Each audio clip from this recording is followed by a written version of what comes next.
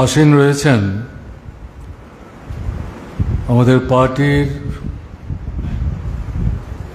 কেন্দ্রীয়, রাজ্য এবং জেলা কমিটির সাথে যুক্ত থেকে যারা পার্টিকে নেতৃত্ব দেন সে ধরনের একাধিক কমরেড, প্রয়াত কমরেড বাদল শীল, তার স্ত্রী এবং কন্যা, এবং আপনারা যারা উপস্থিত হয়েছেন, বয়োজ্যেষ্ঠ শ্রদ্ধাভাজন অভিভাবক, স্থানীয়রা, মা এবং বোনেরা, ভাই এবং বন্ধুগণ, আপনাদের সবাইকে শুভেচ্ছা জানিয়ে খুব স্বল্প সময়ের মধ্যে দু চারটি কথা প্রাসঙ্গিক বাদল শীলকে স্মরণে রেখে আমি উপস্থিত করবার চেষ্টা করব। কথা শুরুর আগে বাদল শীলের স্মৃতির প্রতি আন্তরিকভাবে গভীর শ্রদ্ধা নিবেদন করছি। তার মাতৃদেবী, পিতৃদেব, তার স্ত্রী, তার কন্যা,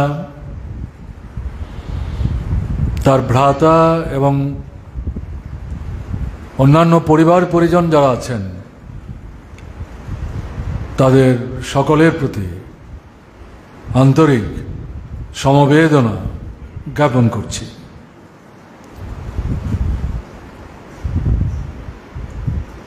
বিজেপি সরকার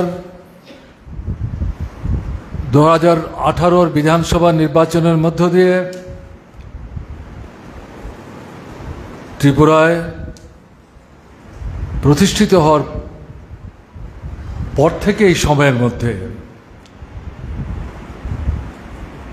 গণতান্ত্রিক আন্দোলনে 30 জনের মতো কমরেড আরএসএস বিজেপির দুর্বৃত্ত বাহিনীর হাতে নৃশংসভাবে নিহত হয়েছে।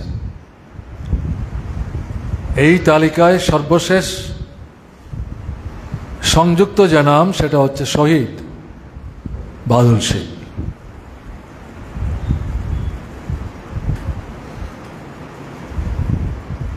এ নিয়ে সন্দেহের কোনো অবকাশ নেই। বাদল শীলের পরিবারের জন্যে এটা বিরাট অতুলনীয় ক্ষতি।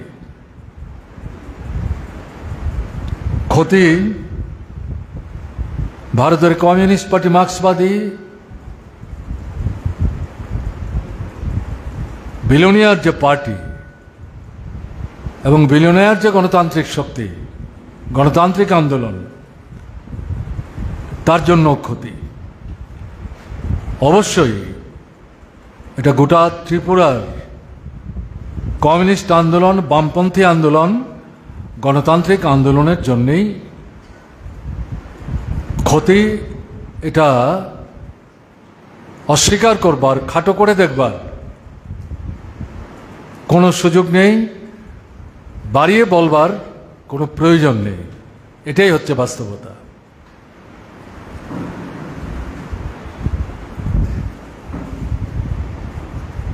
শাসকরা শোষকদের স্বার্থে যারা ক্ষমতায় থাকে, এটা কেন্দ্রেই হোক রাজ্যেই হোক, যখন তারা বুঝতে পারে জনগণ তাদের উপর আস্থা হারাচ্ছে এবং উল্টো দিক থেকে তারা যখন উপলব্ধি করতে পারে তাদের পক্ষে জনগণের বৃহত্তম অংশের উপর বিশ্বাস রাখা, আস্থা স্থাপন করা বিপজ্জনক। এরকম পরিস্থিতির সম্মুখীন যখন শাসকরা হয় তখনই তারা গণতন্ত্রের উপর আক্রমণ সংগঠিত করার চেষ্টা করে। গণতন্ত্রের যে পতাকা একটা সময় পর্যন্ত ঊর্ধ্বে তুলে ধরে উদ্বাহ নৃত্য করে, কিন্তু যখন জনগণ থেকে বিচ্ছিন্ন হয়ে যায় এই পতাকা তারাই ছুঁড়ে ফেলে দেয়। এটা ইতিহাসের অভিজ্ঞতা, লড়াকু সংগ্রামী জীবনেরও অভিজ্ঞতা। আমাদের ত্রিপুরার অভিজ্ঞতা কি? 2018 সালে ওরা যখন সরকারে আসলো 51% ভোট নিয়ে, অপ্রত্যাশিত।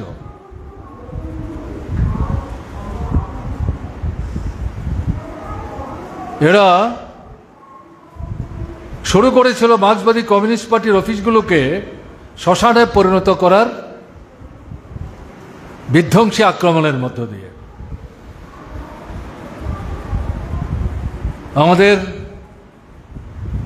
সংগঠক যারা বিশেষ করে মধ্যবয়সী এবং উঠতি তরুণ, সবে মাত্র পার্টির সাংগঠনিক দায় দায়িত্বে নিজেরা উঠে আসবার চেষ্টা করছে সম্ভাবনাময়, প্রাথমিক পর্যায়ে তাদেরকে চিহ্নিত করে আক্রমণ করে এলাকা ছাড়া করতে আরম্ভ করে। এবং পাশাপাশি যে পঞ্চায়েতগুলো এরা সরকারে আসার আগে বামফ্রন্ট সরকার থাকার সময় গণতান্ত্রিক পদ্ধতিতে ভোটের মধ্য দিয়ে জনগণ নির্বাচিত করেছিলেন। সব পঞ্চায়েত বামপন্থীদের হাতে ছিল ঘটনা তা না। অবাম বিভিন্ন রাজনৈতিক দল, কোনো দল করেন না এরকম ব্যক্তিবিশেষ, তাদের হাতেও পঞ্চায়েত ছিল। এরা পর্যায়ক্রমে সেখানে চাপ সৃষ্টি করে তাদের সঙ্গে নির্বাচিত যারা তাদেরকে আসতে বাধ্য করবার চেষ্টা করছিল। প্রত্যাশামতো সাফল্য পাচ্ছিল না। তার পরবর্তী পর্যায়ে চাপ সৃষ্টি করে পদত্যাগ করতে বাধ্য করছিল। যতটা আশা করেছিল সংখ্যার দিক থেকে তত বিরাট সংখ্যককে পদত্যাগ করতেও বাধ্য করতে পারেনি। এটা তাদের কাছে একটা উপলব্ধি। এরই প্রেক্ষাপটে 2019-এর ত্রিস্তর পঞ্চায়েতের সাধারণ নির্বাচন বামফ্রন্ট সরকার যাওয়ার পর বিজেপি শাসনে 1 বছরের ব্যবধান, কিন্তু 18-তে এসছে 19-এ নির্বাচন। 1 বছর অভিজ্ঞতা সঞ্চয়ের জন্য মানুষের কাছে একটা বিরাট সময় না, কিন্তু ত্রিপুরার মানুষ রাজনৈতিক চিন্তা চেতনায় গণতান্ত্রিক যে বোধ তাতে তারা সঞ্জীবিত। যদিও তাদের একটা উল্লেখযোগ্য অংশ 18 নির্বাচনে প্রলোভিত হয়ে বিপদগামী হয়েছেন, অনেক কিছু প্রত্যাশার লোভে। কিন্তু 1 বছরের ব্যবধানে এই মানুষ দ্রুত উপলব্ধি করতে শুরু করলেন ভুল করে ফেলেছি, ঠিক করিনি, বন্ধুকে শত্রু ভেবেছি অথবা আস্থা রাখতে পারেনি। শত্রুকে যারা মুহের জাল বিস্তার করে আমাদেরকে বিপদগামী করার চেষ্টা করছে তাদেরকেই বন্ধু ভেবে মাথায় তুলবার চেষ্টা করেছি, সর্বনাশ করেছি, নিজেদের পায়ে নিজেরা কুড়ুল মেরেছি। এই উপলব্ধি 1 বছরের ব্যবধানে অত্যন্ত দ্রুততার সাথে ত্রিপুরার বড় অংশের মানুষ তাদের মধ্যে আসতে শুরু করে। এরকম একটা সময়ে পঞ্চায়েতের নির্বাচন, 18 বিধানসভা নির্বাচনে যে 16টা 17টা আসন বামফ্রন্ট জয়যুক্ত হয়েছিল, তার অধিকাংশগুলো গ্রামাঞ্চলের মানুষের ভোটে, গরিব মানুষের ভোটে, শ্রমজীবী মানুষের ভোটে।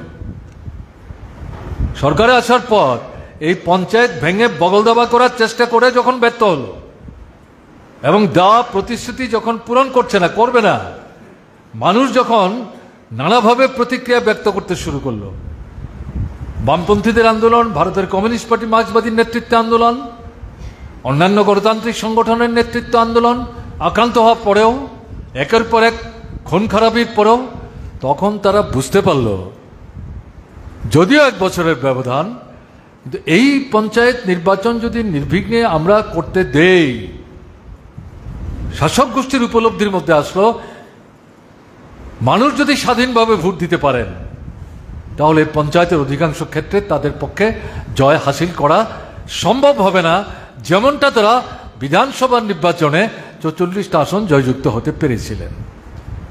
সেখান থেকেই অত্যন্ত পরিকল্পিতভাবে এই নির্বাচনটাকে তারা প্রহসনে পরিণত করল। সেই শুধু পঞ্চায়েত নির্বাচন না, নগরের নির্বাচন, লোকসভার নির্বাচন,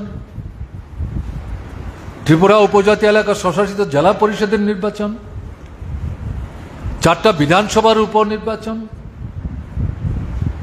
2023-এর বিধানসভা নির্বাচন, 2টো বিধানসভার উপনির্বাচন সোনামুড়া মহকুমায়, তারপর 2024-এর লোকসভা নির্বাচন।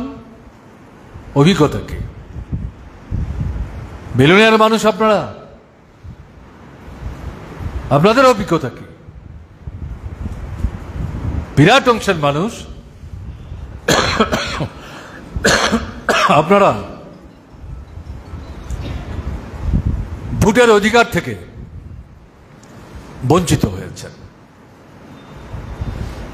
ছাপ্পা ভোট, জাল ভোট, জালিয়াতি করে ক্ষমতায় টিকে থাকবার জন্যে, ফিরে আসবার জন্যে তারা ভোটকে গণতন্ত্রের নিধন যজ্ঞের একটা অন্যতম ক্ষেত্র, কেন্দ্র হিসাবে এটাকে পর্যবেসিত করে। এটা শাসক দলের শক্তি না, দুর্বলতা। এটা দুর্বলতা এবং এটাই ইতিহাসের অভিজ্ঞতা। শোষক যারা, তাদের স্বার্থেই শাসকরা এই গণতন্ত্রের পতাকা ছুঁড়ে ফেলে দেয়। শোষিত যারা, তাদের জীবনের মৌলিক সমস্যাগুলির সমাধান সুরাহা করবার জন্য কথা বলবার, সংগঠিত হবার, প্রতিবাদ জানাবার, দাবি উচ্চারণ করার, সংগ্রাম সংগঠিত করার প্রশ্নে গণতন্ত্রের কোনো বিকল্প নেই। গণতন্ত্র এমন একটা বিষয় না যেটা কেনা বেচার করার মধ্য দিয়ে আপনার ক্ষুধার জ্বালা আপনি নিবৃত্ত করতে পারবেন। এটা একটা মাধ্যম, এটা একটা অধিকার। পরাধীন ভারতবর্ষে এটা ছিল না। স্বাধীন ভারতবর্ষে যে সংবিধান, তার শ্রেষ্ঠ ফসল, যদিও এই সংবিধান নিয়ে আমাদের প্রথম দিন থেকে প্রশ্ন ছিল, আজও আছে, কিন্তু এই সংবিধান যে গণতান্ত্রিক অধিকারগুলো দিয়েছে, এই অধিকারকে পাথেয় করে এগিয়ে যাওয়ার জন্যে ভুলন্টিত শোষকদের স্বার্থের রক্ষক শাসকদের হাতে যে পতাকা ভুলন্টিত, সেই পতাকা শোষিত মানুষকেই তুলে ধরতে হয়। এটা পৃথিবীর দেশে দেশের অভিজ্ঞতা, ভারতবর্ষের অভিজ্ঞতা, ত্রিপুরার অভিজ্ঞতা।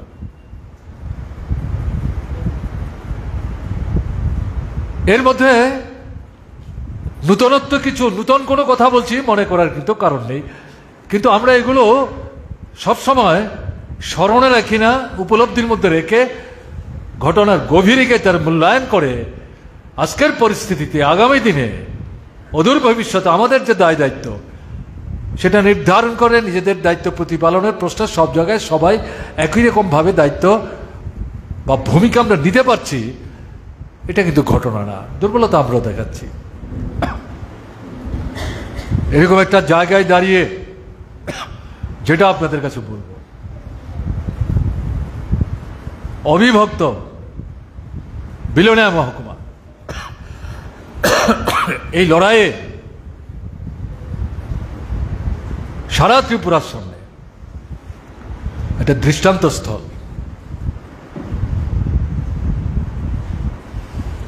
রক্ত নদীতে ভেসে যাওয়া বিলোনিয়ার মাটির উপর পায়ে পায়ে হেঁটে গণতন্ত্রের পতাকা ঊর্ধ্বে তুলে ধরে মানুষকে সংগঠিত করে স্বৈরাচারী শক্তি, ফ্যাসিবাদী শক্তি তাদেরকে পরাস্ত করে ক্ষমতাচ্যুত করে গণতান্ত্রিক শক্তিকে আবার একটা নূতন পরিবেশ পরিমণ্ডল ত্রিপুরার বুকে ফিরে আনবার ক্ষেত্রে গুরুত্বপূর্ণ ভূমিকা তারা পালন করেছেন। এই কথাগুলো আজকে আমাদের আরো বেশি বেশি করে মনে রাখার দরকার আছে। যারা গণতন্ত্র ধ্বংস করার চেষ্টা করছেন, খুন কাপুরুষের মতো হত্যাকাণ্ডের ঘটনা ঘটিয়ে বিকাশমান কমিউনিস্ট আন্দোলন গণতান্ত্রিক আন্দোলনকে দুর্বল করার চেষ্টা করছেন, তারা মূর্খের স্বর্গে বাস করছেন। তাই যদি হতো তাহলে ত্রিপুরায় কংগ্রেস যুব সমিতির আধা ফেসিস্টুল অফ সন্ত্রাস তার বুক চিরে ক্ষমতাচ্যুত করে নূতন পরিমণ্ডল সৃষ্টি করে বামফ্রন্ট সরকারকে পুনঃপ্রতিষ্ঠিত করা তাদের পক্ষে সম্ভব হতো না। শাসকরা এগুলো বোঝে না মনে করার কারণ নেই, কিন্তু ভুলে যেতে চায়। আমাদের দায়িত্ব হচ্ছে আমাদের এগুলো বারবার মনে রেখে সাধারণ মানুষের মধ্যে বিষয়গুলো ব্যাপকভাবে নিয়ে যাওয়ার চেষ্টা আমাদের করতে হবে। তাই আজকের দিনে অন্য কথা না বাড়িয়ে যেটা আমি বলবো,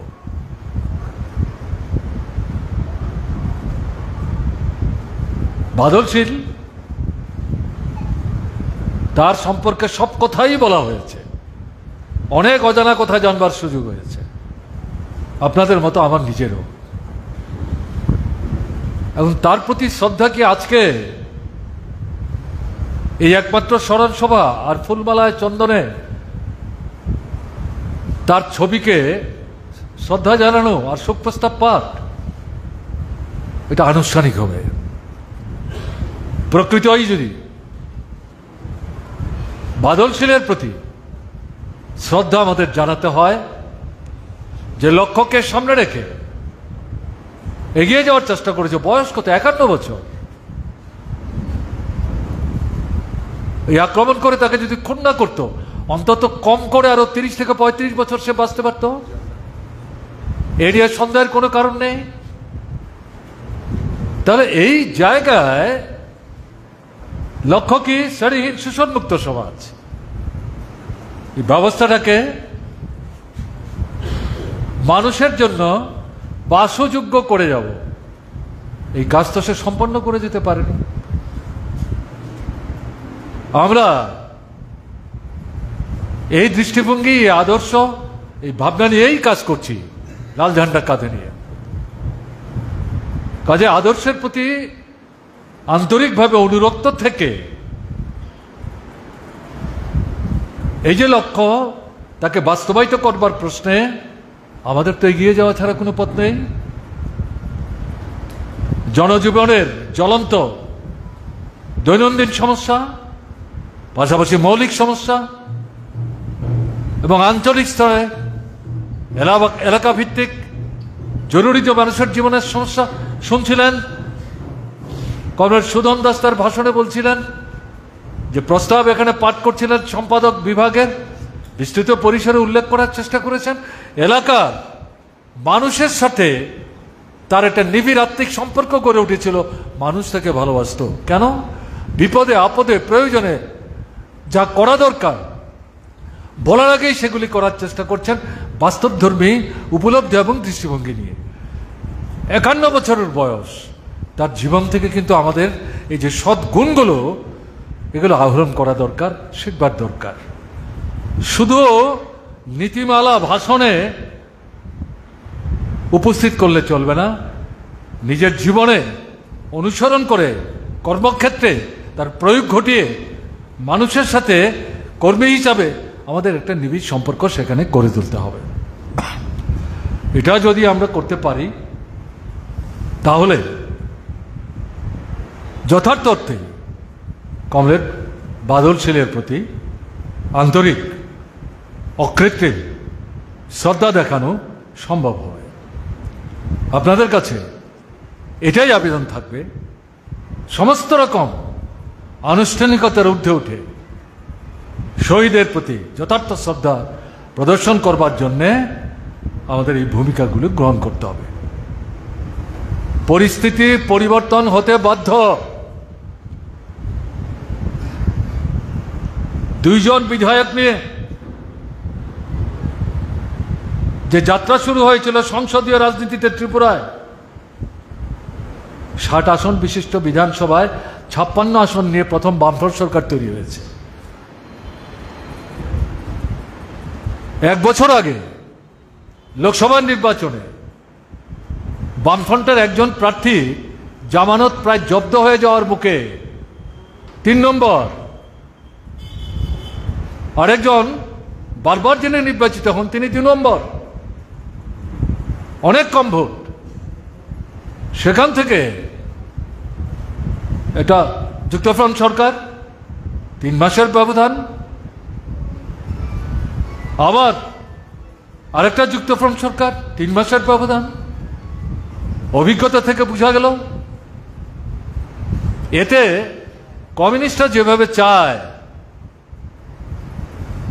এভাবে সরকার তৈরি করে সেই সরকারে নিজেদের অঙ্গীভূত রেখে মানুষ এবং সমাজ জীবনের সমস্যার সমাধান করা যায় না, ছুঁড়ে ফেলে দিয়ে বেরিয়ে এসছেন। রাষ্ট্রপতির শাসন, মাস তিনেকের ব্যবধানে যে ভোট, অবিশ্বাস্যভাবে ভোটের গণনা কেন্দ্রে বসে একটার পর একটা খবর যখন আসছিল বিশ্বাস করা যাচ্ছিল যাকে জয়ী বলে ঘোষণা করছে তিনি মানে ডানে বায়ে তাকাচ্ছেন, যা ঘোষণা হচ্ছে এটা সঠিক কিনা। এটা হচ্ছে বাস্তব অভিজ্ঞতা, এটাই জীবন, এটাই জীবন। কাজেই এই কথাগুলো উল্লেখ করে আমি বলছি, আধা বিশিষ্টের সন্ত্রাস কংগ্রেস যুব সমিতির রাজত্বে 350 উপর কমরেডকে খুন করেছে, বিচ্ছিন্ন মনু লিস্টে হাতে নিয়ে নিয়ে খুন করেছে। বিলোনিয়ার থেকে ডান দিক দিয়ে গোটা ঋষ্যমুখ যে বিধানসভা কেন্দ্র, একটার পর একটা এলাকায় জীবন্ত ছেলেকে অর্ধমৃত অবস্থায় গর্ত করে মাথা মাটির উপর রেখে গোটা দেহ মাটির নিচে ঢুকিয়ে ফ্যাসিস্ট তার চাইতে নোংরা পদ্ধতিতে খুন করবার চেষ্টা করেছে এবং একাধিক শহীদের মৃতদেহর হিসেব আজও পাওয়া যায়নি। কেউ বিশ্বাসই করতে পারেননি এই পরিস্থিতির পরিবর্তন হতে পারে। ত্রিপুরার মানুষ, বিলোনিয়ার মানুষ আপনারাই পরিবর্তন করেছেন। এই যে সরকার দিল্লিতে চলছে, 400 পার করবে, একলা সরকার চালাবে। একলা সরকার চালাতে গেলে পর 545 আসনে যত আসন পেতে হয় তার ধারে কাছে নাই বিজেপি। সঙ্গের অন্যদের নিয়ে বিজেপি 2019-এ যে 303টা আসন পেয়েছিল তাতেও তারা বুঝতে পারেনি। আর 10 মাসের ব্যবধানে ইন্ডিয়া ব্লক যে তৈরি হলো, তারা তাদের চোখের ঘুম কেড়ে নিয়েছিল। এই সবাইকে নিয়ে এনডিএ 20 আসনের ব্যবধানে সরকারে আছে।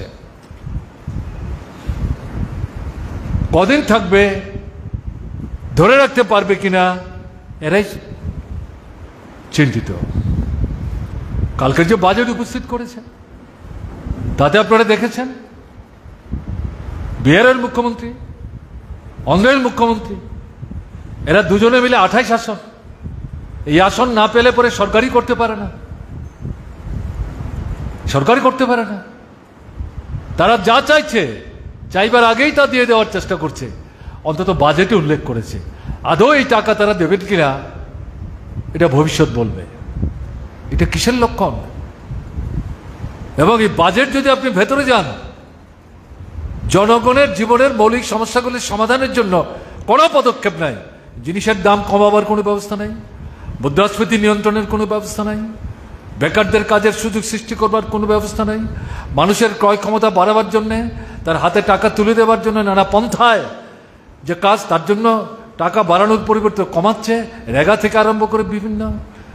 কৃষক তার উৎপাদিত ফসলের ন্যায্য দাম পাবেন তার কোনো গ্যারান্টি নাই। শিক্ষা, স্বাস্থ্য থেকে শুরু করে মৌলিক যে বিষয়গুলো আমাদের ভবিষ্যৎ প্রজন্মকে গড়ে তুলবার ক্ষেত্রে যেগুলি সম্পর্কযুক্ত, এখানে বাজেটের টাকা কমানো হয়েছে। শুধু খুশি করার চেষ্টা হয়েছে একচেটিয়া বড় বড় পুঁজিপতি, ধনিক গোষ্ঠী, কর্পোরেট হাউস, যারা এই 2024-এর লোকসভা নির্বাচনে স্বাধীনতার পর 1952 সালের পর থেকে এর আগের যে 17টা লোকসভার নির্বাচন হয়েছে, এভাবে একচেটিয়া পুঁজিপতির ধনিক বণিকদের সংঘবদ্ধভাবে, এমনকি কংগ্রেসের পাশেও এভাবে তাদেরকে দাঁড়াতে দেখা যায়নি। তারা এমনভাবে দাঁড়িয়েছিল কারণ এই সরকারটা তাদের হয়ে কাজ করছিল, তাই এদের স্বার্থ রক্ষা করবার জন্য বাজেটে ঢেলে তাদেরকে দেওয়ার চেষ্টা করেছে। এটা শক্তি না, এটা দুর্বলতার লক্ষণ। অনেকের ধারণা হয়েছিল 2024-এর লোকসভা নির্বাচনে এই যে বিপর্যয় হলো, বিজেপি পরাস্ত হয়েছে তো বলা যাবে না, কিন্তু বিপর্যয় তো হয়েছে। শিক্ষা নিয়ে নিশ্চয়ই মানুষের কল্যাণে যে বিষয়গুলো উপস্থিত হওয়ার কারণে খুব বিক্ষুব্ধ মানুষ তাদেরকে ভোট দেয়নি। 38টা এমন আসন বিজেপি হারিয়েছে যেই এলাকা থেকে কৃষকরা 1 বছর ব্যাপী দিল্লিকে ঘেরাও করে আন্দোলনে বসেছিলেন, সেই জায়গার 38টা আসন হারিয়েছে।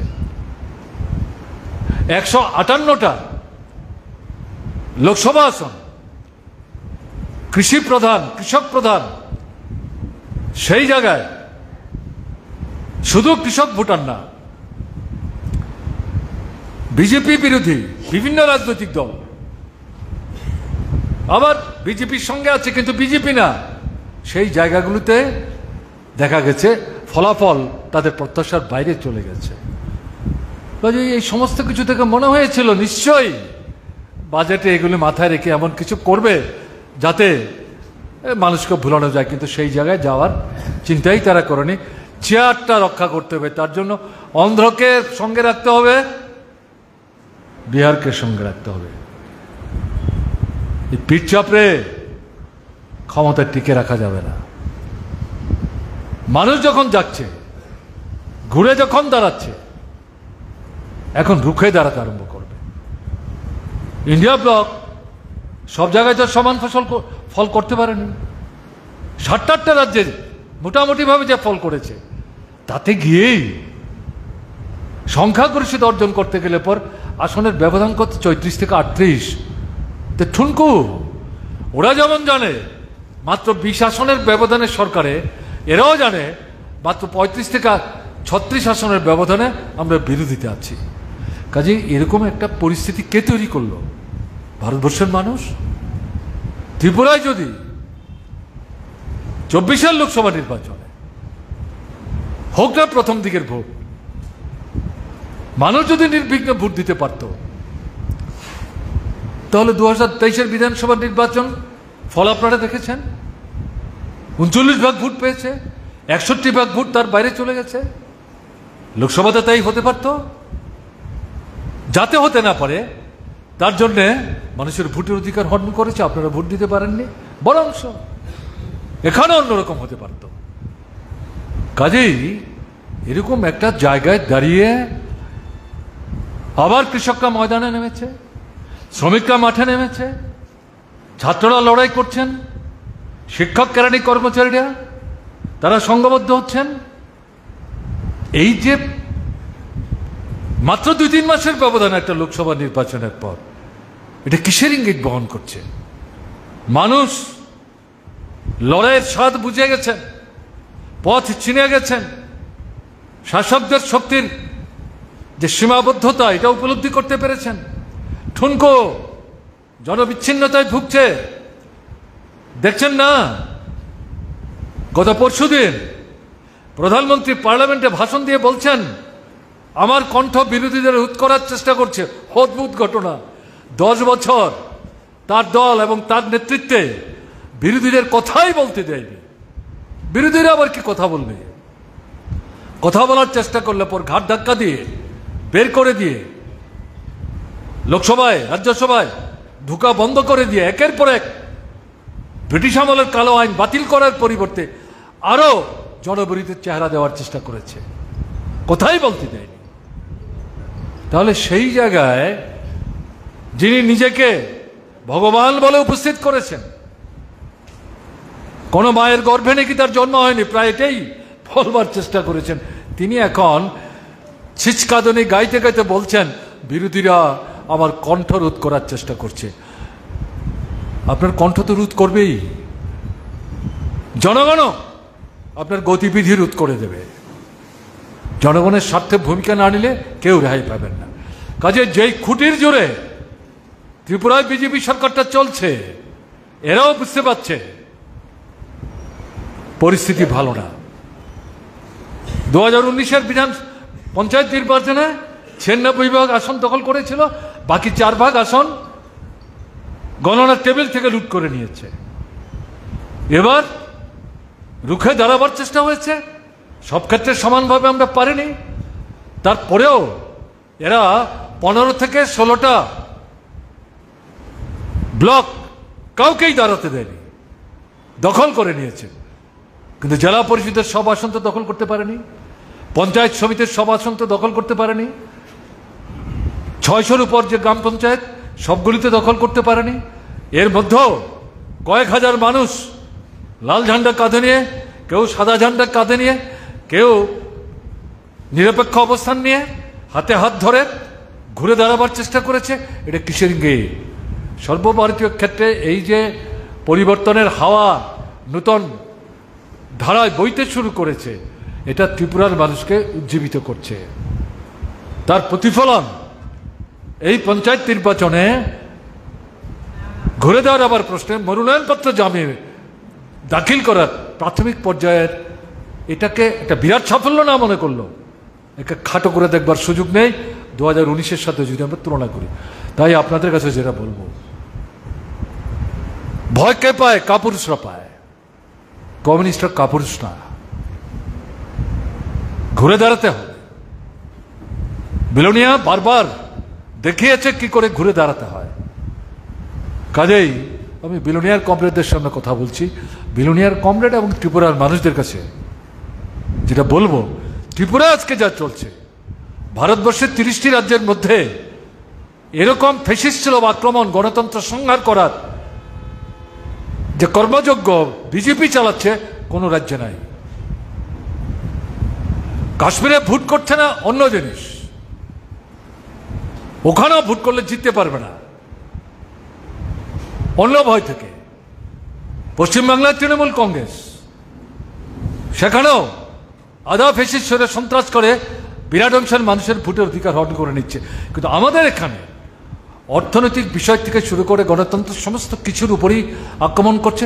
এটাকে ল্যাবরেটরির মতো, বীক্ষণাগারের মতো, পরীক্ষাগারের মতো বিজেপি ব্যবহার করার চেষ্টা করছে। এই বিজেপিকে ঘুরে দাঁড়িয়ে বুঝিয়ে দিতে হবে